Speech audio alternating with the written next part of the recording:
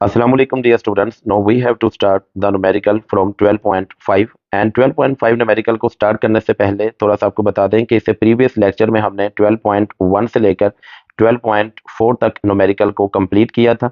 And अगर किसी student ने ये न्यूमेरिकल्स जो 12.1 से लेकर 12.4 तक नहीं किए तो यहाँ आई कार्ड में 12.1 से 12.4 तक के न्यूमेरिकल की वीडियो मौजूद है। तो यहाँ पर आप क्लिक करके तो इन प्रीवियस न्यूमेरिकल्स को रिव्यू कर सकते हैं। इसके साथ ही अगर किसी स्टूडेंट ने या किसी व्यूअर ने इस चैनल कोर्स एकेडमी को सब्सक्राइब नहीं किया तो आपसे रिक्वेस्ट है कि आप इस चैनल कोर्स एकेडमी को सब्सक्राइब कर लें और साथ बेल आइकन को प्रेस कर दें। Now let's start the numerical 12.5 and which is so complicated this numerical in this numerical exercise due to reason of concave mirror the image found behind the concave mirror। सो हम सबसे पहले 12.5 numerical की statement पढ़ते हैं और उसके बाद मैं इस न्यूमेरिकल को आपको डिटेल के साथ समझाता हूं कि ये कनकेव मिरर के पीछे इसका इमेज कैसे बनता है। And according to this statement, an image of a statue appeared to be 11.5 centimeter behind a concave mirror with the focal length 13.5 centimeter. Find the distance from the statue to the mirror। अब इस statement के मुताबिक है कि एक statue का image है, वो कनकेव मिरर के पीछे बन रहा है, बिहाइंड द कनकेव मिरर। कितने फासले पर? 11.5 सेंटीमीटर के फासले पर, with the focal length of 13.5 centimetre, और उसकी फोकल लेंथ कितनी है? 13.5 centimetre. Find the distance from the statue to the mirror, के हमने स्टैचू यानी ऑब्जेक्ट का डिस्टेंस फाइंड आउट करना है। अब देखें यहाँ पर कनकेव मिरर का उसने कहा कि concave mirror behind the concave mirror. अब मोस्टली यहाँ पर जो स्टूडेंट्स हैं एंड कुछ आप टीचर्स भी कह सकते हैं, इसमें कंफ्यूजन है कि other the image is formed only in case of convex mirror behind the mirror. ठीक है कि कन्वेक्स मिरर के केस में ही जो इमेज है वो पीछे बनता है। जिस तरह के आप इस डायग्राम के अंदर देख सकते हैं कि ये एक हमारे पास कन्वेक्स मिरर है एंड कन्वेक्स मिरर के अंदर ये हमारे पास एक ऑब्जेक्ट है एंड इस ऑब्जेक्ट का जो इमेज बन रहा है वो इस मिरर के बिहाइंड बन रहा है। अब आते हैं हम अपने क्वेश्चन की तरफ। अब इस क्वेश्चन में उसने कहा है behind the concave mirror, convex mirror का जिक्र नहीं किया बल्कि कनकेव मिरर का जिक्र किया। ठीक है, अब कनकेव मिरर के केस में इस मिरर में इमेज कैसे पीछे बनता है देखें। अगर तो हमारे पास ये पॉइंट P यानी pole of mirror and point F यानी फोकस पॉइंट, अगर इन दोनों के दरमियान में हमारे पास ऑब्जेक्ट मौजूद होगा, कोई भी एक ऑब्जेक्ट है, जिस तरह यहां पर उसने स्टैचू का जिक्र किया, तो ये जो स्टैचू है या जो ऑब्जेक्ट है, ये ऑब्जेक्ट अगर हो इन बिटवीन किसके? F एंड P के। तो ये आप ध्यान में रख रहे हैं कि अगर तो ऑब्जेक्ट जो है वो हमारे पास F और P के इन बिटवीन हो, ठीक है, इसके दरमियान में मौजूद हो। अगर F और P के इन बिटवीन है, फिर जो इमेज क्रिएट होगा वो बिहाइंड द कनकेव मिरर होगा, कि कनकेव मिरर के पीछे वो इमेज क्रिएट होगा। ठीक है, जिस तरह कि आप इस डायग्राम में देख सकते हैं कि ये एक हमारे पास ऑब्जेक्ट है। ठीक है, ये एक ऑब्जेक्ट है और ये object pole of mirror point P and focus point point F, इन दोनों के इन बिटवीन मौजूद है। अब इस ऑब्जेक्ट से दो रेज गुजर रही हैं। एक रे जो है वो parallel to the principal axis है। ठीक है, अब वो रेज जो parallel to the principal axis है वो इससे टकराने के बाद इस पॉइंट ऑफ फोकस से गुजरती हुई नीचे जाएंगी। ठीक है, ये बात समझ आ गई आपको कि एक रे जो है वो parallel to the principal axis है, कि इस प्रिंसिपल एक्सिस के वो रे पैरेलल है और ये टकराने के बाद यहां से होती हुई वापस प्रिंसिपल फोकस से गुजरती हुई नीचे को जाएंगी। एंड सेकंड रे वो होगी जो इस एंगल से इसके साथ टकराएगी कि जब ये रिफ्लेक्ट होगी तो ये सेंटर ऑफ कर्वेचर से होती हुई नीचे को जाएगी। ये बात आप ध्यान में रख लें कि इसकी जो सेकंड रे है वो इस एंगल से इसके साथ टकराएगी कि जब वो वापस रिफ्लेक्ट होगी तो ये इसके सेंटर ऑफ कर्वेचर से होती हुई नीचे को जाएगी।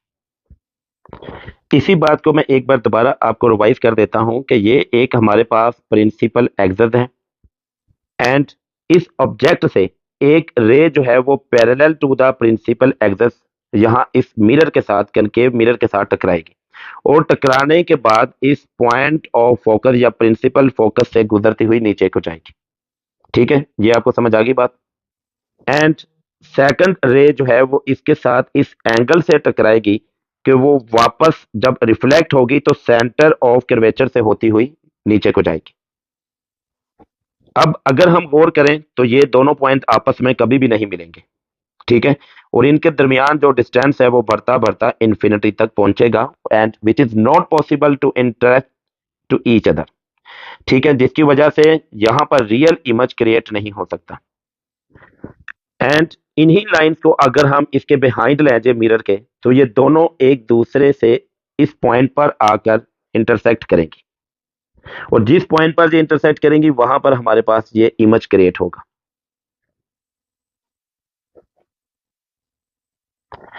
अब अगर आप गौर करें तो ये जो इमेज है जो हमारे क्रिएट हो रहा है, ये बिहाइंड द कनकेव मिरर है, behind the concave mirror. So hopefully आपको ये स्टेटमेंट जो 12.5 की है ये समझ आ चुकी होगी, जहां उसने कहा बिहाइंड द कनकेव मिरर हमारे पास एक इमेज क्रिएट होता है। तो behind the concave mirror image कब क्रिएट होता है? जब एक ऑब्जेक्ट जो है वो focus point and pole point के दरमियान में मौजूद होगा, इन बिटवीन मौजूद होगा, तो फिर हमारे पास जो इमेज क्रिएट होगा वो बिहाइंड द कनकेव मिरर होगा, ठीक है। सो बहुत से स्टूडेंट्स इस बात से कंफ्यूज थे कि आया कि ये हमारे पास जो कन्वेक्स मिरर है उसमें हमारे पास बिहाइंड द यानी इमेज क्रिएट होता है, कनकेव में नहीं। तो कनकेव में कब होता है वो मैंने आपको यहाँ पर समझा दिया है, ठीक है। और ये जो इमेज क्रिएट होता है, इस इमेज के बारे में भी मैं यहाँ पर थोड़ा सा आपको समझा देता हूँ कि ये इमेज चूंकि विर्चुअल है, तो लिहाजा हम कहेंगे कि ये हमारे पास एक विर्चुअल इमेज क्रिएट हो रहा है, विर्चुअल। एंड सेकंड, ये इमेज जो है इस ऑब्जेक्ट से लार्ज होगा, ठीक है, कि ऑब्जेक्ट छोटा होगा और जो इमेज है वो बड़ा होगा, तो हम कह सकते हैं कि ये इमेज लार्ज होगा यानी मैग्नीफाइड होगा, ठीक है। Second, magnified. एंड थर्ड जो है, ये इमेज बिल्कुल सीधा होगा, ठीक है, इरेक्ट होगा, अपराइट होगा। हम इसको कह सकते हैं कि ये इमेज इरेक्ट होगा, इरेक्ट कह सकते हैं, या अपराइट होगा, ये इमेज बिल्कुल सीधा होगा। एंड फोर्थ पॉइंट इसके मतलब है कि ये बिहाइंड द कनकेव मिरर होगा, जो सबसे अहम बात है जिसमें बहुत से जो हमारे स्टूडेंट्स इवन टीचर्स भी हैं उनको कंफ्यूजन थी। तो ये बिहाइंड द कनकेव मिरर होगा यानी बिहाइंड द कनकेव मिरर, ठीक है।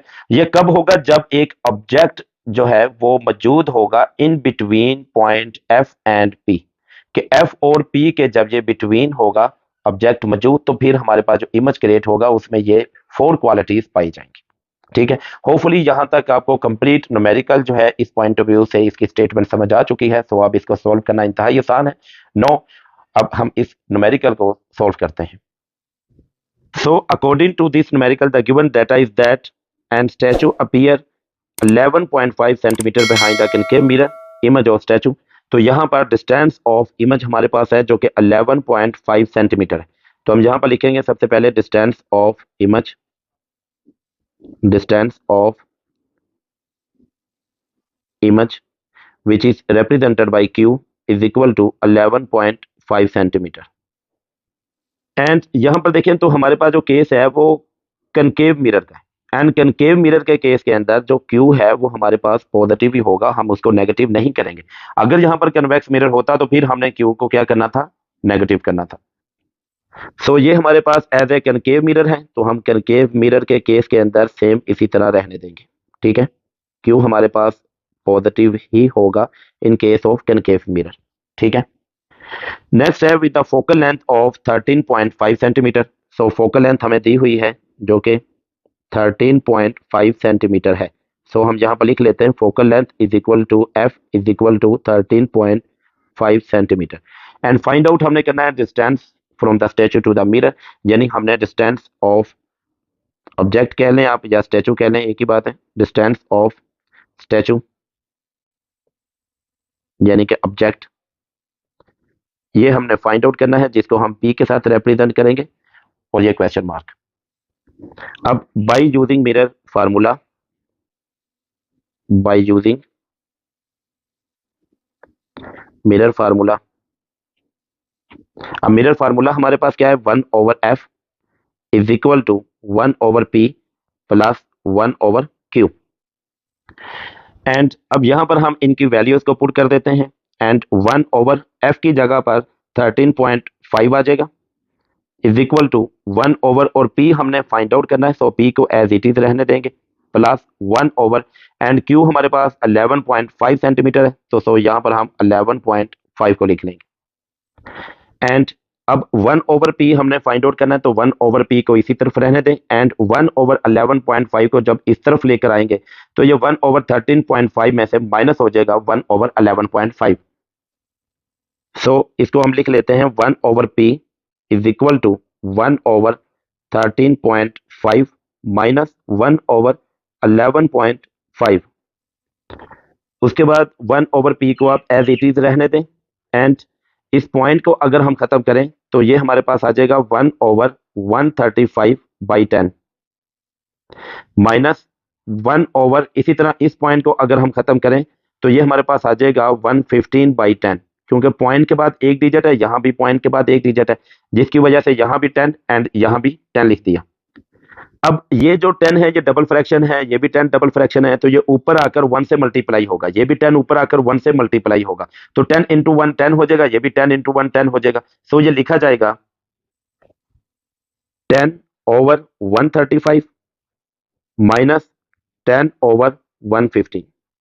अब आप अगर इसको कैलकुलेटर से सोल्व कर लें, बेशक आप अगर इसका एलसीएम लेना चाहते हैं वो भी ठीक है, आप डायरेक्ट कैलकुलेटर से भी सोल्व कर सकते हैं, तो ये हमारे पास आ जाएगा 1/p is equal to minus 8/621। ठीक है जी। अब उसके बाद अगर हम इसको ऊपर ले जाएं p को, एंड इसी तरह इसको भी हम इन्वर्ट कर दें यानी रेसिप्रोकल कर दें, तो ये 621 ऊपर आ जाएगा और 8 को नीचे लिख लेंगे, तो ये हमारे पास लिखा जाएगा p is equal to minus 621/8। अब अगर हम 621 पर 8 को डिवाइड करें तो ये हमारे पास आ जाएगा माइनस 77.62। अब यहां पर आप देखें कि P जो है वो हमारे पास डिस्टेंस ऑफ ऑब्जेक्ट है। P हमारे पास क्या है? Distance of object. अब डिस्टेंस ऑफ ऑब्जेक्ट जो है हम जानते हैं कि डिस्टेंस एक यूनिट है जिसको हम सेंटीमीटर में लें या मीटर में लें, हम किसी में भी लें, तो लेकिन ये जो डिस्टेंस है उसकी वैल्यू हमेशा पॉजिटिव होती है। सो ये जो हमारे पास माइनस 77.62 है, हम जब इसको नीचे लिखेंगे तो ये हमारे पास आ जाएगा 77.62 और साथ हम इसके लिख लेंगे सेंटीमीटर। ठीक है जी। और यहां पर बेशक आप साथ लिख लें कि as distance is measured only in positive units। So यहां तक ये न्यूमेरिकल हमारे पास कंप्लीट। नेक्स्ट न्यूमेरिकल हमारे पास 12.6, and according to 12.6 statement is that an image is produced by a concave mirror of focal length 8.7 centimetre. अब इसके मुताबिक है हमारे पास कि एक कनकेव मिरर है, ठीक है, ये कनकेव मिरर है। अब इस कनकेव मिरर की जो फोकल लेंथ है यानी पॉइंट एफ से लेकर पॉइंट पी तक, वो हमारे पास किसके बराबर है? 8.7 सेंटीमीटर के बराबर, जिसको हम स्मॉल एफ के साथ रिप्रेजेंट करेंगे। Next, the object is 13.2 centimetre toll eight a distance of 19.3 centimetre from the mirror. अब इसके मुताबिक है कि जो ऑब्जेक्ट है, पहले तो उसने उसकी हाइट दी हुई है। अब हाइट उसकी कितनी है? हाइट है उसकी 13.2 सेंटीमीटर। सो हम इसको एच आई के साथ रिप्रेजेंट करेंगे जो कि 13.2 सेंटीमीटर है, ठीक है।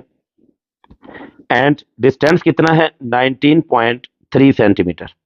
अब यहां ऑब्जेक्ट से लेकर मिरर तक जो इसका डिस्टेंस है वो 19.3 सेंटीमीटर है, ठीक है। ये आपको समझ आ गई बात। अब इस क्वेश्चन के दो पार्ट हैं, एक पार्ट ए है, एक पार्ट बी है। तो सबसे पहले मैं पार्ट ए को एक्सप्लेन करता हूं और उसके बाद पार्ट बी को। अब पार्ट ए के मुताबिक है find the location and height of the image. अब इसके मुताबिक एक तो हमने इसकी लोकेशन फाइंड आउट करनी है।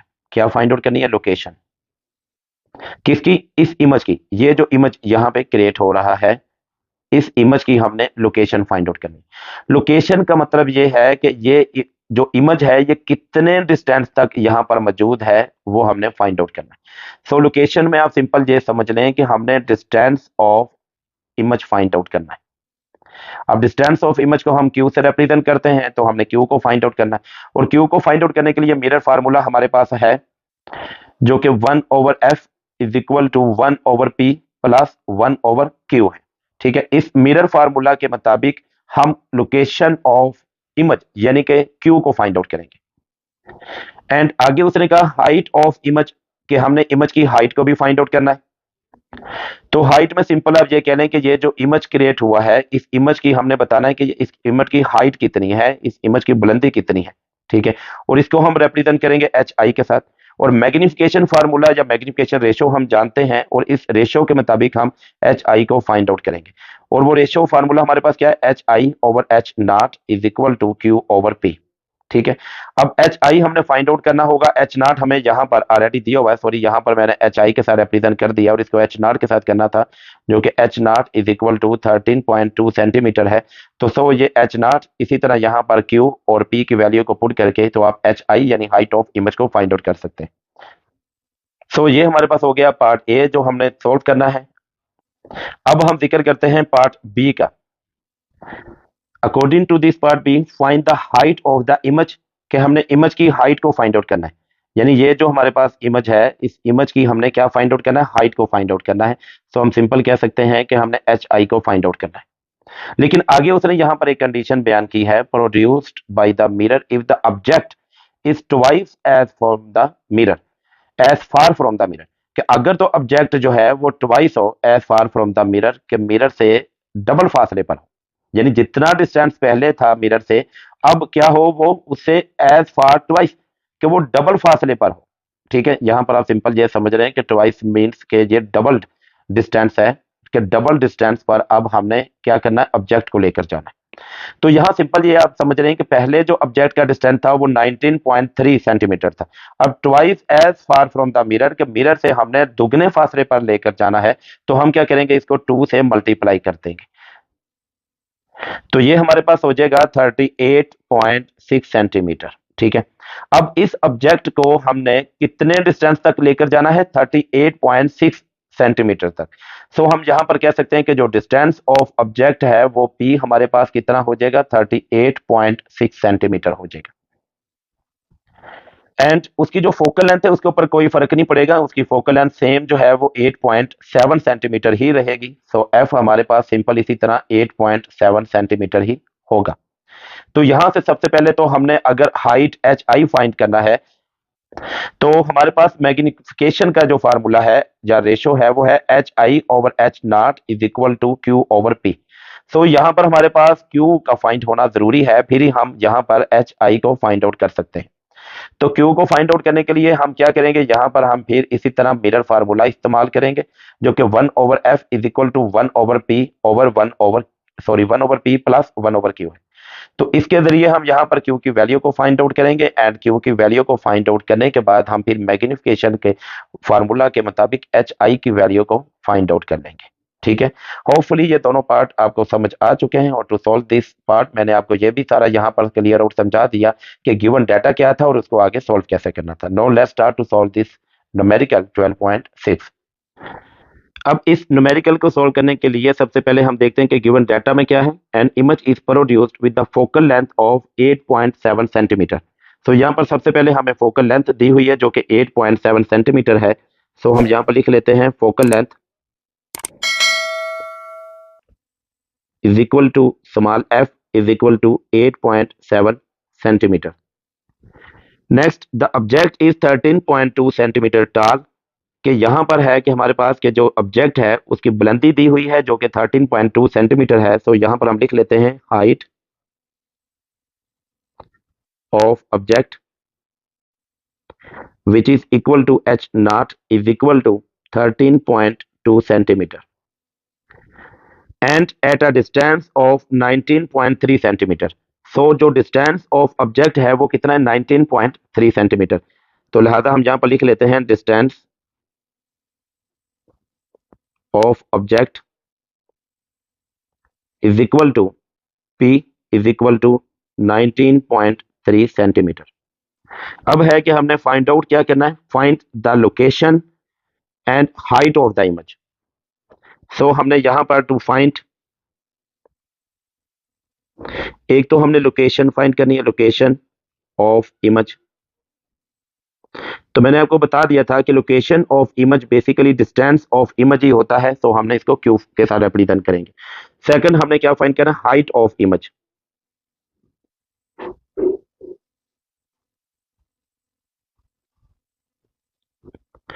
एंड हाइट ऑफ इमेज को हम एच आई के साथ रिप्रेजेंट करते हैं, तो हमने यहां पर एच आई भी फाइंड आउट करना है। सो पहले हम लोकेशन ऑफ इमेज यानी क्यू को फाइंड आउट करते हैं, एंड क्यू को फाइंड आउट करने के लिए बाय यूजिंग मिरर फार्मूला, कि हम मिरर को फार्मूला को इस्तेमाल करेंगे bye using mirror formula. And mirror formula हमारे पास क्या है, 1/f is equal to 1/p plus 1/q।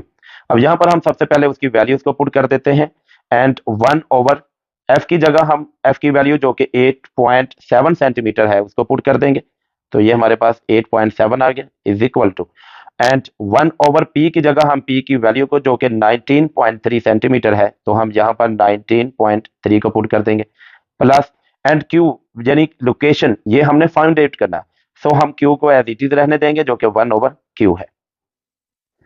उसके बाद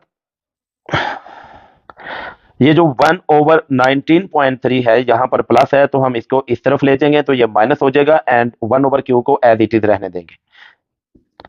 सो ये हमारे पास आ जाएगा 1/q आप एज इट इज रहने दें, तो इज इक्वल टू 1/8.7 माइनस 1/19.3। उसके बाद 1/q as it is equal to 1/, अब ये जो पॉइंट है इस पॉइंट के बाद 7 यानी एक डिजिट है, तो अगर इस पॉइंट को खत्म कर दें तो यहां पर सिंपल 1/87/10 आ जाएगा। इसी तरह नेक्स्ट अगर हम इसी तरह यहां पर देखें तो ये पॉइंट के बाद एक डिजिट है, एंड पॉइंट को अगर हम खत्म कर दें तो ये हमारे पास आ जाएगा सिंपल 193/10।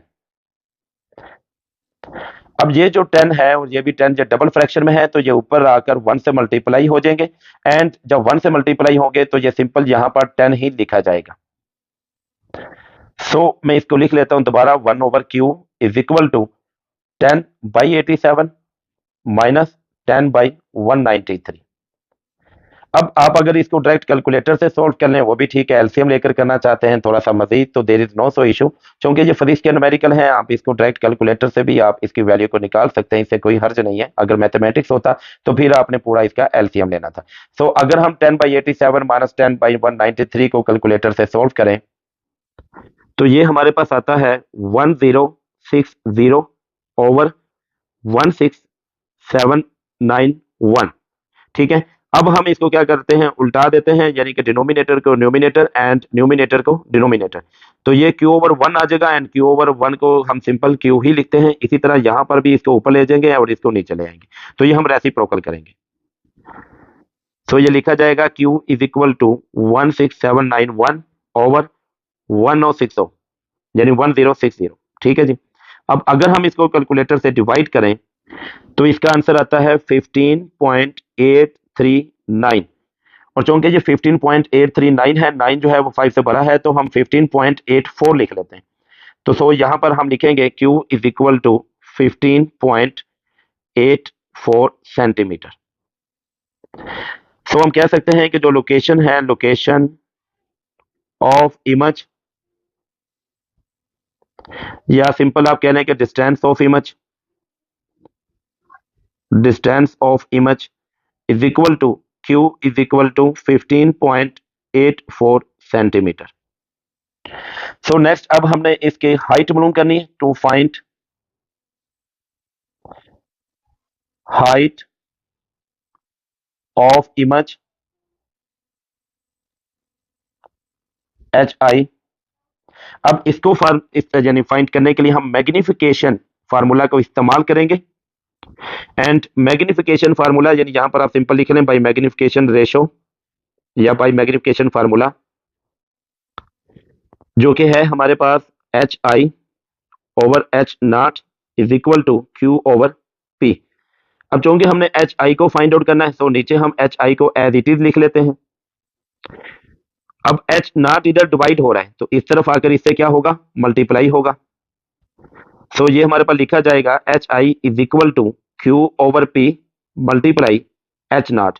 अब यहां पर हम इनकी वैल्यूज को पुट कर देते हैं, अब Q की वो वैल्यू जो अभी हमने मालूम की जो कि 15.84 है, सो यहाँ पर हम 15.84 की वैल्यू को पुट कर देते हैं, 15.84, and P according to data हमें दिया हुआ था जो कि 19.3 था, सो हम P की जगह पर 19.3 को लिख लेते हैं।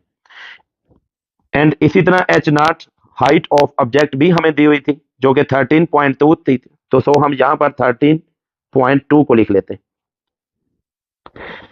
नेक्स्ट अब हम क्या करते हैं कि ये जो 15.84 है उसको मल्टीप्लाई करते हैं 13.2 से, एंड देन जो भी आंसर आएगा उसको हम डिवाइड कर देंगे 19.3 पर। ये एक स्टेप आप मजीद लिख लें। देन उसके बाद H I is equal to, अब इन दोनों को अगर हम आपस में मल्टीप्लाई करें तो ये हमारे पास आता है 209.088 ओवर 19.3। अब इस पर अगर हम 19.3 को डिवाइड करें तो ये आंसर आता है हमारे पास 10.83, साथ इसका आप यूनिट लगा दें सेंटीमीटर। सो हम यहां पर लिख सकते हैं, so height of image is equal to H I is equal to 10.83 centimetre. अब यहां तक हमारे पास जो पार्ट ए है वो कंप्लीट हो गया है, एंड नेक्स्ट हम यहां पर आगे पार्ट बी को स्टार्ट करते हैं। अब पार्ट बी के मतलब मैंने आपको कंप्लीट समझा दिया था, सो यहां पर हम सबसे पहले उसका गिवन डाटा लिखते हैं। अब पार्ट बी के मुताबिक जो हमारे पास डाटा है हमने क्या फाइंड आउट करना, पहले तो उसने यहां पर शुरू में बता दिया find the height of image, कि हमने हाइट ऑफ इमेज को फाइंड आउट करना है। तो यहां पर हम लिख लेते हैं to find height of image, कि हमने हाइट ऑफ इमेज को फाइंड आउट करना है जिसको हम एच आई के साथ रिप्रेजेंट करेंगे। अब अगर हाइट ऑफ इमेज को फाइंड आउट करना है तो जो हाइट ऑफ ऑब्जेक्ट है वो सेम होगी, उससे कोई फर्क नहीं पड़ेगा। तो हम यहां पर वो भी लिख लेते हैं कि जो हाइट ऑफ ऑब्जेक्ट है, height of object H not वो सेम है जो कि हमारे पास है यहाँ पर 13.2 सेंटीमीटर। सो यहाँ पर मैं दोबारा लिख लेता हूँ 13.2 सेंटीमीटर। अब नेक्स्ट जो सबसे इंपॉर्टेंट पार्ट है कि object is twice as far from the mirror, ठीक है, कि जो ऑब्जेक्ट का डिस्टेंस है मिरर से वो पहले से क्या हो गया, डबल हो गया। सो यहां पर हम लिखेंगे distance of object, distance of object is equal to P is equal to, अब वो पहले से चूंकि ट्वाइस हो गया यानी डबल हो गया, तो ये हमारे पास आ जाएगा 2 इंटू, अब पहले डिस्टेंस कितना था 19.3 सेंटीमीटर। सो ये 19.3 को हम 2 से मल्टीप्लाई कर देंगे जो कि हमारे पास हो जाएगा 38.6 सेंटीमीटर, जो कि है पी हमारे पास। ठीक है, यहां तक ये बात हमारे पास क्लियर होगी। अब देखिए हमने जो फाइंड आउट करना है वो हमने फाइंड आउट करना है एच आई को, हमने एच आई को फाइंड आउट करना है। लेकिन एच आई को फाइंड आउट करने के लिए हमारे पास एक तो पी दिया हुआ है, यानी अकॉर्डिंग टू कंडीशन हमने फाइंड आउट कर लिया जो कि पी हमारे पास 38.6 सेंटीमीटर, एंड फोकल लेंथ हमारे पास वही होगी जो पहले थी, यानी फोकल लेंथ हम उसी को इस्तेमाल करेंगे जो कि फोकल लेंथ पहले थी हमारे पास, उसमें कोई चेंजिंग नहीं है, जो कि F is equal to 8.7 centimetre. ठीक है, क्यों चेंजिंग नहीं है, क्योंकि फोकल लेंथ जो है वो मिरर के ऊपर डिपेंड करती है, वो डिस्टेंस के ऊपर डिपेंड नहीं करती कि ऑब्जेक्ट कितने फासले पर है, इससे कोई फर्क नहीं पड़ता। तो मिरर की जो फोकल लेंथ है वो सेम होती है ऑब्जेक्ट कहीं भी मौजूद हो, जिसकी वजह से फोकल लेंथ हमारे पास 8.7 सेंटीमीटर ही रहेगी। सो हमने अगर पी भी हमारे पास मौजूद है और एच नॉट भी हमारे पास मौजूद है, ठीक है, एच नॉट भी हमारे पास मौजूद है और हमने फाइंड आउट करना है एच आई, लेकिन हमारे पास क्यू मौजूद नहीं है। सो हमने यहाँ पर सबसे पहले जो है वो क्या फाइंड आउट करना है, क्यू फाइंड आउट करना है। तो सो हमारे पास जो डिस्टेंस ऑफ इमेज है क्यू, हमने इसको फाइंड आउट करना है। ठीक है, तो क्यू हमारे पास नहीं है, तो सो हमने सबसे पहले यहाँ पर टू फाइंड क्यू भी करना है। तो क्यू को फाइंड आउट करने के बाद ही हम हाइट ऑफ इमेज को फाइंड आउट करेंगे। सो क्यू को फाइंड आउट करने के लिए हम क्या करेंगे, बाय यूजिंग मिरर फार्मूला। अब मिरर फार्मूला हमारे पास क्या है, मिरर फार्मूला हमारे पास है 1/f is equal to 1/p plus 1/q। अब यहां पर हम इनकी वैल्यूज को पुट कर देंगे। 1/f की जगह हम क्या लिखेंगे, f की जगह हम 8.7 is equal to 1/p, and p की जगह पर हम 38.6 सेंटीमीटर को लिखेंगे। तो सो यहां पर आ जाएगा 38.6 प्लस q हमने फाइंड आउट करना है, तो q को एज इट इज रहने दें। अब ये जो 1/38.6 है, जब हम इसको इक्वल के दूसरी तरफ लेकर जाएंगे तो ये -1/38.6 हो जाएगा।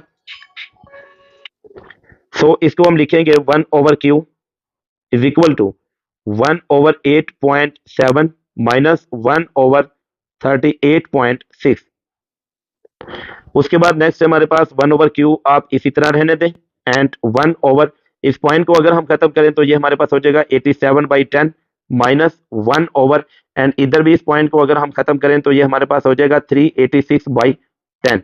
अब उसके बाद अगर हम इसको दोबारा लिखें तो चूंकि 10 जो है ये डबल फ्रैक्शन में है, ये ऊपर लिखा जाएगा, तो ये हमारे पास हो जाएगा 10/87 माइनस 10/386। अब अगर हम इसको कैलकुलेटर से सोल्व करें तो ये हमारे पास आ जाएगा 1/q इज इक्वल टू 1495, यानी 1495 ओवर, और नीचे हमारे पास है 16791। ठीक है, अब उसके बाद हम इसको रेसिप्रोकल में सीधा करके लिख लेते हैं। तो 1/q को सिंपल q/1 यानी सिंपल q लिख लेंगे, एंड ये अमाउंट ऊपर हो जाएगी और जिसको हम नीचे लिख लेंगे। तो सो ये हमारे पास लिखा जाएगा 16791 बाय 1495। ठीक है, अब अगर हम इसको कैलकुलेटर में डिवाइड करें तो ये हमारे पास आता है 11.23 सेंटीमीटर। ठीक है, सो क्यू हमारे पास किसके बराबर है? क्यू हमारे पास है 11.23 सेंटीमीटर के। सो अब हमने क्या फाइंड आउट करना है? अब हमने height of image find out करनी है। सो टू फाइंड एच आई, अगर हम एच आई को फाइंड आउट करना है तो by using magnification formula, by using magnification formula लिख लें या रेशियो लिख लें। ठीक है, सो मैग्निफिकेशन रेशियो हमारे पास क्या है? H I over H nought is equal to Q over P. अब आप एच आई को इसी तरफ रहने दें, एंड एच नॉट यहाँ पे डिवाइड हो रहा है और इस तरफ आकर इससे क्या होगा? मल्टीप्लाई होगा। So Q over P multiply H not.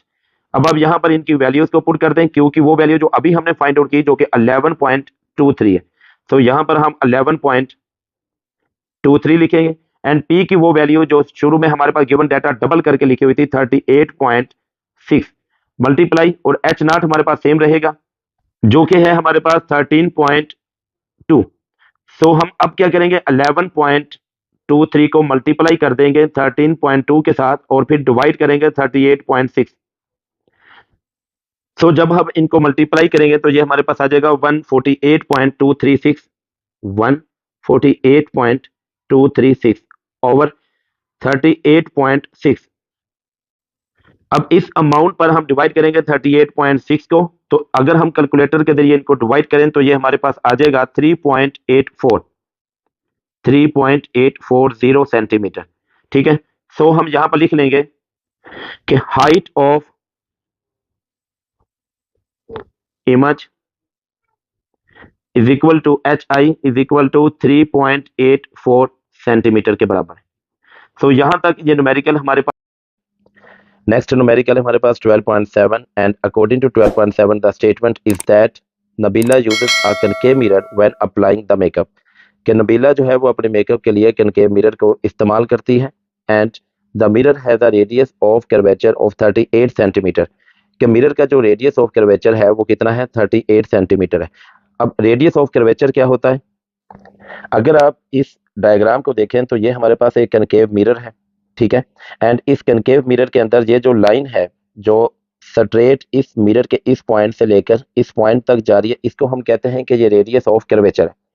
And radius of curvature का जो मिड पॉइंट होता है ये हमारे पास पॉइंट ऑफ फोकस होता है या प्रिंसिपल फोकस होता है, जिसको एफ के साथ रिप्रेजेंट करते हैं। ठीक है, सो रेडियस ऑफ कर्वेचर की आपको समझ आ गई कि ये हमारे पास जो मिरर का एक सिरे से लेकर दूसरे सिरे तक का जो टोटल हमारे पास जो सीधी स्ट्रेट लाइन जा रही होती है उसको हम रेडियस ऑफ कर्वेचर कहते हैं। एंड ये रेडियस ऑफ कर्वेचर उसने कहा कि ये हमारे पास टोटल कितना है? ये 38 सेंटीमीटर रेडियस ऑफ कर्वेचर है। नेक्स्ट है हमारे पास अब पॉइंट ए के मुताबिक है कि what is the focal length of the mirror. के पहली बात तो ये कि हमने इसकी फोकल लेंथ मालूम करनी है। इस रेडियस ऑफ कर्वेचर हमें दिया हुआ है तो इसकी फोकल लेंथ हमने फाइंड आउट करनी है। तो फोकल लेंथ फाइंड आउट करने के लिए आप ध्यान में रख लें कि जो रेडियस ऑफ कर्वेचर है उसका हाफ जो होता है वो फोकल लेंथ होता है। इसी तरह जो पार्ट बी है उसके मुताबिक है the Nabila is located 50 centimetre from the mirror, कि अगर नबीला जो है आप लेट कर लें कि यहाँ पर नबीला मौजूद है, एक ऑब्जेक्ट मौजूद है जिसको उसने नबीला का नाम दिया। अब ये जो ऑब्जेक्ट है ये इस मिरर से कितने सेंटीमीटर के डिस्टेंस पर है? ये 50 सेंटीमीटर के डिस्टेंस पर है। तो अगर ये 50 सेंटीमीटर के डिस्टेंस पर है तो then where will be her image be appear, तो इसका इमेज कहाँ पर बनेगा? यानी यहाँ पर हमने उसका इमेज को आगे फाइंड आउट करना है।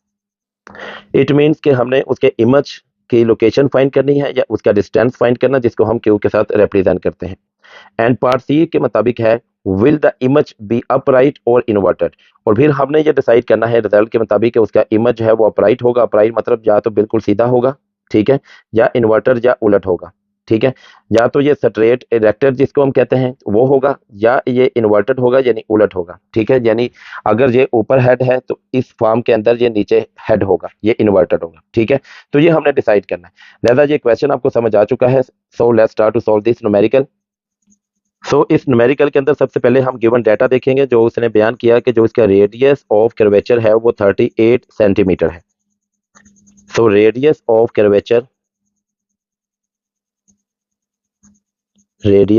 Curvature is equal to capital R represented by is equal to 38 centimetre. And part A के मुताबिक है हमने क्या फाइंड करना है? Focal length. हमने इसकी फोकल लेंथ को फाइंड करना है। पार्ट ए के मुताबिक हमने इसकी फोकल लेंथ फाइंड करनी है। Focal length F. And part B के मुताबिक है अगर Nabeela is located 50 centimetre from the mirror, कि नबीला अगर 50 सेंटीमीटर मिरर के फासले पर है तो यहां पर जो डिस्टेंस ऑफ ऑब्जेक्ट है, distance of object is equal to P is equal to 50 centimetre. Then where the image appear, के इमेज कहां पर बनेगा? यहां पर मैंने डिस्टेंस ऑफ इमेज को फाइंड करना है। डिस्टेंस ऑफ इमेज जिसको हम क्यू से रिप्रेजेंट करते हैं, और ये इसका पार्ट बी है। एंड सी पार्ट है will the image B upright और इन्वर्टेड, क्या हमने बताना है कि इमेज अपराइट है कि इन्वर्टेड है। पार्ट सी के मुताबिक हमने नेचर ऑफ इमेज का बताना है कि नेचर ऑफ इमेज क्या है। अब हम सबसे पहले पार्ट ए को सॉल्व करते हैं जिसके मुताबिक है कि हमने फोकल लेंथ एफ को फाइंड करना है। पार्ट ए के मुताबिक to find focal length of concave mirror F. अब फोकस लेंथ हमारे पास क्या होती है? देखिए मैंने आपको पहले भी बताया कि जो फोकल लेंथ है हमारे पास, फोकल लेंथ वो रेडियस ऑफ कर्वेचर का हाफ होता है यानी r/2। अब r हमारे पास कितना है? 38, तो ये 38/2 आ जाएगा। Focal length f is equal to 19 centimetre. अब पार्ट बी के मुताबिक हमने डिस्टेंस ऑफ ऑब्जेक्ट दिया हुआ है एंड डिस्टेंस ऑफ इमेज हमने मालूम करना है। डिस्टेंस ऑफ इमेज फाइंड करना है। पार्ट बी के मुताबिक हमने क्या फाइंड करना है? To find image distance Q. अब इमेज डिस्टेंस क्यू मालूम करने के लिए हम मिरर यूजिंग फार्मूला इस्तेमाल करेंगे जो कि हमारे पास है 1/f is equal to 1/p plus 1/q। And अब हम अगर इसकी वैल्यूज को पुट कर दें तो 1/f, तो f किसके बराबर है? f अभी हमने जो फाइंड आउट किया 19 सेंटीमीटर, तो हम यहां पर 19 लिख लेते हैं, is equal to 1 and p हमारे पास गिवन था जो कि है 50 सेंटीमीटर, तो हम यहां पर 50 लिख लेते हैं प्लस 1/q। अब ये जो 1/50 है ये इस तरफ इक्वल साइन के जाएगा तो माइनस हो जाएगा, हम लिखेंगे 1/q is equal to 1/19 minus 1/50। And अगर आप इसको कैलकुलेटर से सॉल्व करें तो ये हमारे पास हो जाएगा 1/q इज इक्वल टू 31/950। ठीक है। अब अगर हम इसको रेसिप्रोकल करते हैं यानी q को ऊपर लिखें एंड 1 को नीचे, तो q इज इक्वल टू 950/31 आ जाएगा। अब 950 पर अगर 31 को डिवाइड करें तो Q इज इक्वल टू हमारे पास 30.64 सेंटीमीटर होगा। सो image distance is equal to Q is equal to 30.64 centimetre. उसके बाद हमारे पास point C, and point C के मुताबिक है कि हमने नेचर ऑफ इमेज बताना है कि आया कि वो हमारे पास अपराइट है कि इन्वर्टेड है। अच्छा, यहां पर मैं आपको थोड़ा सा ये समझाता जाऊं कि जो नेचर ऑफ इमेज है ये डिपेंड करता है, आमतौर पर जनरल जो हम यूज करेंगे वो मैग्निफिकेशन होता है। आमतौर पर ये मैग्निफिकेशन के ऊपर डिपेंड करता है। अब मैग्निफिकेशन बेसिकली क्या है? मैग्निफिकेशन हमारे पास Q/P या HI/H0। अब ये जो Q/P है, अगर तो ये हमारे पास पॉजिटिव होगा तो फिर इमेज जो बनेगा हमारे पास वो अपराइट होगा, अपराइट। एंड अगर ये मैग्निफिकेशन हमारे पास नेगेटिव होगा तो फिर इमेज हमारे पास क्या होगा? इन्वर्टेड होगा, यानी उलट बनेगा। ठीक है, तो हम यहां पर सबसे पहले देखते हैं कि इसकी जो मैग्निफिकेशन है वो क्या है। अब आप देखें तो मैग्निफिकेशन आमतौर पर यहाँ M is equal to Q/P है, तो Q हमारे पास कितना आया? वो 30.64 आ गया। एंड P हमारे पास कितना है? एंड P हमारे पास 50 है। तो अगर हम इनको डिवाइड करें तो आंसर हमारे पास आएगा M इज इक्वल टू 0.61। और चूंकि ये आंसर पॉजिटिव है, ठीक है, अगर ये आंसर पॉजिटिव है तो हम कह सकते हैं कि ये हमारे पास जो इमेज होगा वो क्या होगा? अपराइट होगा। सो इससे ये बात तय हुई कि magnification Q/P is positive, so the image is upright. ठीक है जी, यहां तक ये न्यूमेरिकल हमारे पास complete.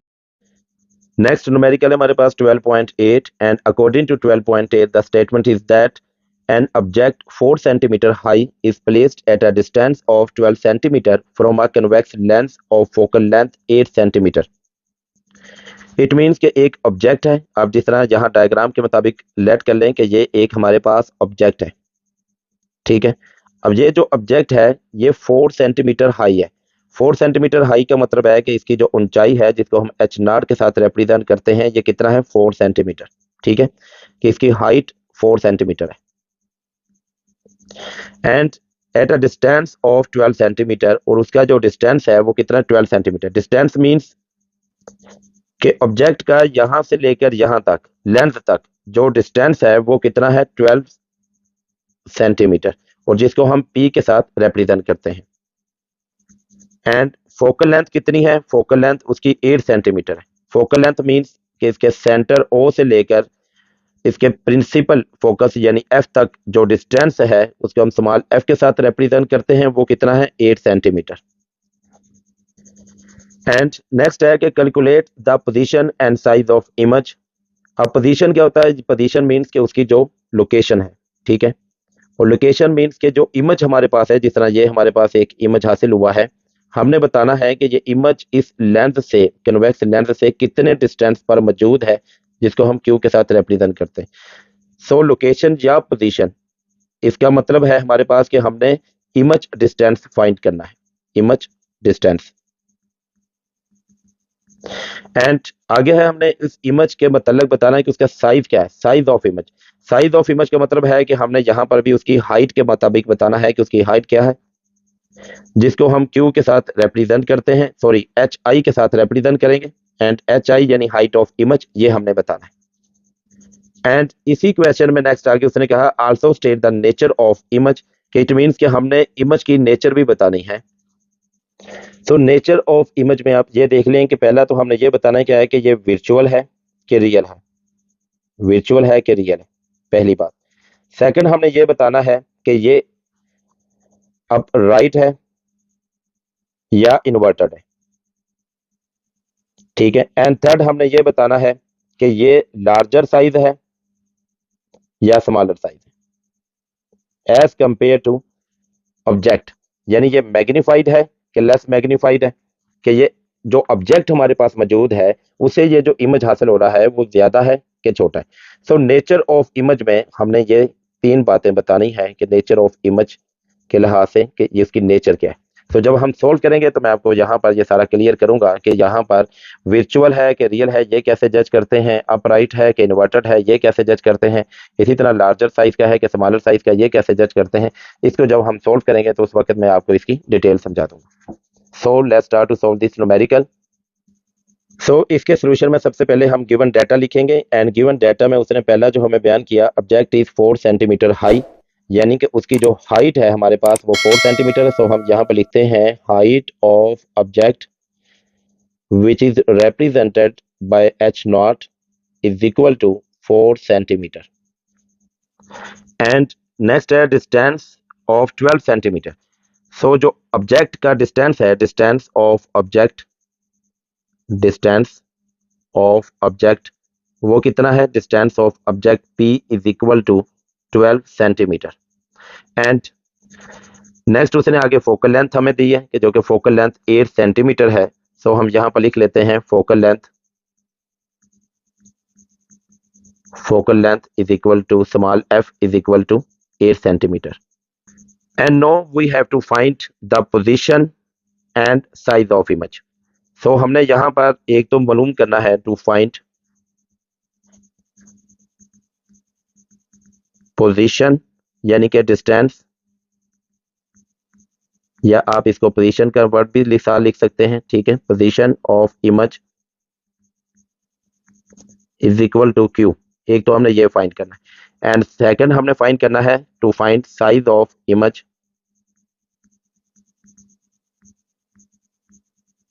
And size of image को हम एच आई के साथ रिप्रेजेंट करेंगे, जिसको हमने फाइंड आउट करना है।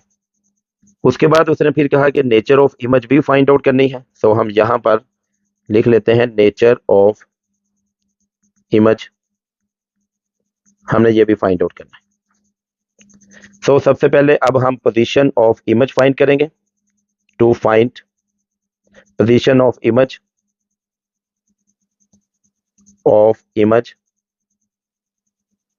Q by using mirror formula, या जहां पर हम चूंकि लेंस को इस्तेमाल करें तो आप लिखेंगे बाय यूजिंग लेंस फार्मूला, जो कि है हमारे पास 1/f is equal to 1/p plus 1/q। And अब हम इनकी वैल्यूज को पुट कर देते हैं। 1/f किसके बराबर है, 8 सेंटीमीटर के। यहाँ पर हम 8 लिख लेते हैं is equal to 1/p, and p किसके बराबर है, 12 सेंटीमीटर के। यहाँ पर हम 12 लिख लेते हैं 1/12 प्लस, एंड q हमने फाइंड आउट करना है तो इसको इसी तरह रहने देते हैं। उसके बाद अगर हम देखें तो ये जो 1/12 है ये इस तरफ प्लस हो रहा है, तो इक्वल साइन के जब दूसरी तरफ जाएगा तो माइनस हो जाएगा, एंड 1/q को आप एज इट इज रहने दें। 1/q उसी तरह इज इक्वल टू 1/8 माइनस 1/12। अब आप इसको एलसीएम लेके भी सोल्व कर सकते हैं या कैलकुलेटर से आप डायरेक्ट सोल्व कर लें, तो 1/q इज इक्वल टू 4/96 ये हमारे पास आ जाएगा। या आप इसको मजीद सिंप्लीफाइड अगर करके लिखें तो ये हमारे पास 4 1 4, एंड 96 पर अगर 4 को डिवाइड करें तो ये 24 आता है। 1/q इज इक्वल टू 1/24 आ जाएगा, ठीक है। अब हम इनको उलट करके रेसिप्रोकल फॉर्म में लिख लेते हैं, तो ये हमारे पास आ जाएगा q/1, तो सिंपल q लिखेंगे। इसी तरह ये 24/1, तो यहाँ पर सिंपल 24 लिखा जाएगा, साथ इसका unit centimetre. Distance of image या image distance is equal to q is equal to 24 centimetre, ठीक है। आप ये भी लिख सकते हैं सिंपल, जहां पर मैंने इमेज डिस्टेंस लिखा तो आप पोजीशन ऑफ इमेज या इमेज पोजीशन लिख लें, which is equal to q is equal to 24 centimetre. अब नेक्स्ट हमने size of image find out करना है। To find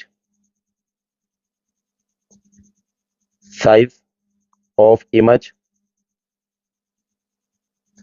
hi by using the magnification formula या मैग्निफिकेशन रेशो, जो कि है हमारे पास hi/h0 is equal to q/p।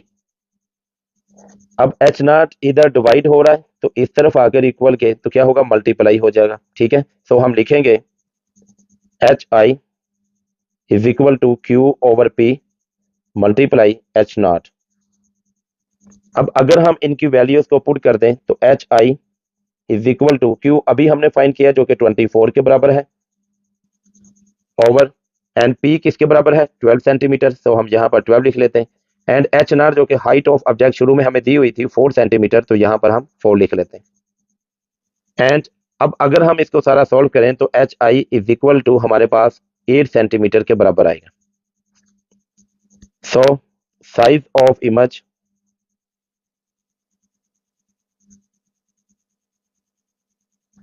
Is equal to H I is equal to 8 centimetre. अब नेक्स्ट हमने फाइंड करना है to find nature of image. अब देखिए मैंने यहाँ पर आपको प्रीवियस अभी समझाकर फारिग हुआ हूं कि नेचर ऑफ इमेज में हमने देखना है कि क्या ये रियल है कि वर्चुअल है। ठीक है, पहले मैं यहाँ पर आपको कंसेप्ट समझा दूं कि सबसे पहले हमने ये देखना है कि ये रियल है कि वर्चुअल है। अब अगर हम क्वेश्चन की तरफ देखें तो क्वेश्चन में जो लेंथ इस्तेमाल किया गया वो कन्वेक्स लेंथ इस्तेमाल हो।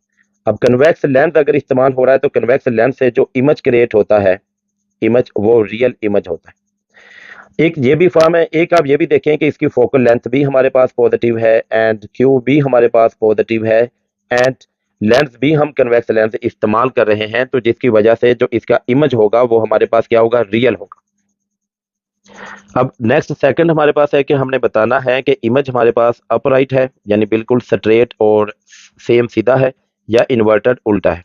ठीक है, अब इस बात को समझने के लिए मैं पहले क्वेश्चन की तरफ आता हूं कि आप क्वेश्चन में गौर करें कि एक जो ऑब्जेक्ट है वो 12 सेंटीमीटर है फ्रॉम कन्वेक्स लेंस के, यानी ऑब्जेक्ट का जो डिस्टेंस है वो 12 सेंटीमीटर है, पी 12 सेंटीमीटर है एंड फोकल लेंथ जो है वो 8 सेंटीमीटर है, यानी फोकल लेंथ हमारे पास कितनी है 8 सेंटीमीटर। तो अगर तो कन्वेक्स लेंस के अंदर ऑब्जेक्ट जो है वो फोकल लेंथ पर या फोकल लेंथ से डिस्टेंस पर मौजूद होगा, जिस तरह फोकल लेंथ जो है वो कन्वेक्स लेंस से 8 सेंटीमीटर है जबकि डिस्टेंस जो ऑब्जेक्ट का है वो 12 है, इट मीन्स के फोकल लेंथ से वो परे करके यानी ज्यादा फासले पर ऑब्जेक्ट मौजूद है। तो इस वजह से हम कहेंगे कि जो इमेज हमारे पास जो कन्वेक्स लेंस से क्रिएट होगा वो इन्वर्टेड होगा यानी उलट होगा। ठीक है, इन्वर्टेड किस सूरत में इन्वर्टेड होगा, अगर तो हमारे पास जो डिस्टेंस ऑफ ऑब्जेक्ट है in case of convex lens में अगर वो फोकल लेंथ से हमारे पास ज्यादा फासले पर मौजूद है तो फिर इमेज हमारे पास इन्वर्टेड होगा। सो ये दो पॉइंट हमारे पास क्लियर हो गए कि नेचर ऑफ इमेज के अंदर पहली बात तो ये है कि वो फर्स्ट हमारे पास रियल है एंड आगे इन्वर्टेड है एंड थर्ड हमारे पास है कि हमने बताना है कि वो हमारे पास लार्जर है कि स्मॉलर है एज कंपेयर टू ऑब्जेक्ट के। ठीक है, अगर तो वो लार्जर है तो इट मीन्स वो मैग्नीफाइड है यानी बड़ा साइज है, अगर वो स्मॉलर है तो इट मीन्स वो लेस मैग्नीफाइड है यानी कि कम स्मॉलर कम सॉरी कम लार्जर है यानी उसका साइज कम है एज कंपेयर टू ऑब्जेक्ट के। तो इस बात को समझने के लिए आप कंपैरिजन करें एच आई और एच नॉट का। अब आप देखें कि हमने जब इस न्यूमेरिकल को सॉल्व किया तो एच आई हमारे पास आया 8 सेंटीमीटर जबकि एच नॉट यानी कि जो साइज ऑफ ऑब्जेक्ट हमें दिया हुआ है वो 4 सेंटीमीटर है। ठीक है, अब आप देखें कि ये जो ऑब्जेक्ट का साइज है वो 4 सेंटीमीटर है जबकि इमेज का साइज 8 सेंटीमीटर है, जिसकी वजह से ये लार्जर साइज है यानी कि मैग्नीफाइड है, हम इसको कहेंगे कि ये मैग्नीफाइड है।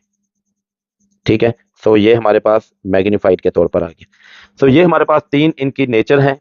ठीक है, एक तो ये रियल है, सेकंड इन्वर्टेड है एंड थर्ड लार्जर यानी कि मैग्नीफाइड है। ठीक है, यहां तक ये बात आपको क्लियर होगी। सो मैं यहां पर लिखता हूं स्टेटमेंट पहले, as lens is convex lens. पहली बात तो यह है कि लेंस जो है वो हम कन्वेक्स लेंस इस्तेमाल कर रहे हैं and distance of object is greater than focal length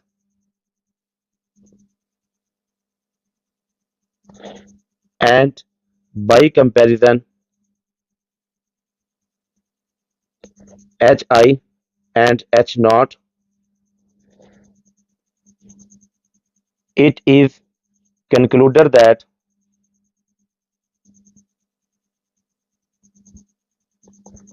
image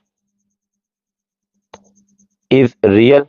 real क्यों, क्योंकि हम कन्वेक्स लेंस इस्तेमाल करें तो कन्वेक्स लेंस में रियल होता है एंड इन्वर्टेड इन्वर्टेड भी इसलिए है, एक तो कन्वेक्स लेंथ इस्तेमाल करें, एक जो डिस्टेंस ऑफ ऑब्जेक्ट है वो ग्रेटर देन है फोकल लेंथ के, एंड मैग्नीफाइड कि उसका साइज ज्यादा है। क्यों ज्यादा है? क्योंकि अगर हम एच आई और एच नॉट को कंपेयर करें तो उसका जो साइज है एच आई यानी हाइट ऑफ इमेज वो ज्यादा है, जिसकी वजह से इमेज मैग्नीफाइड है। ठीक है, होपफुली आपको नेचर ऑफ इमेज जो है यहाँ कंप्लीट समझ आ चुकी होगी। इसके बावजूद अगर किसी बात की कोई कंफ्यूजन है तो डिस्क्रिप्शन में मेरा नंबर है, आप वहां पर व्हाट्सअप करके मजीद इंफॉर्मेशन हासिल कर सकते हैं। इसके साथ ही ये लेक्चर हमारे पास कंप्लीट हो जाता है, एंड आज हमने जो न्यूमेरिकल 12.5 टू 12.8 तक कंप्लीट कर लिए हैं, एंड नेक्स्ट लेक्चर में हम 12.9 से 12.12 तक न्यूमेरिकल इंशाल्लाह करेंगे।